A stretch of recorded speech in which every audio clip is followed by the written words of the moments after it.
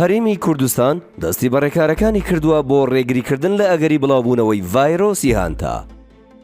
وەزارەتی کشتوکاڵی هەرێمی کوردستان لە ڕێگەی 4 بڕیارەوە دەیەوێت ئاستی خۆپارێزی لە ڤایرۆسەکە بەرز بکاتەوە، ئەگەرچی لە جیهاندا ڤایرۆسەکە وەکو پەتایەکی مەترسیدار وەسف نەکراوە. بەو پێیەی ڤایرۆسی هانتا لە مشک و ئاژەڵە قرتێنەرەکانەوە دەگوازرێتەوە، هەر لەبەر ئەوە وەزارەتی کشتوکاڵ بڕیاری داوە بەم زوانە دەست بە هەڵمەتی لە ناوبردننی مشک و جرج لەسەر جەم فەرمانگە و دامەزراوە حکومی و ناحکومیەکان بکرێت. هاوکات خاوەنی کۆگاکانی خواردنی سەگ و پشیلەش ئاگادار دەکرێنەوە کە دەست بە لە ناوبردننی مشک و جرج لە کۆگاکانیاندا بکەن.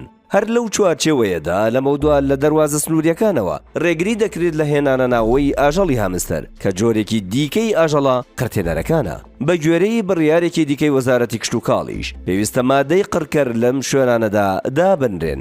پرۆژەکانی پەلەوەر، کارگەکانی ئالیکی پەلەوەر، کوشتارگەکان، کارگەکانی شیرەمەنی، کارگەکانی گۆشت و دوکانی گۆشت فرۆشیەکان.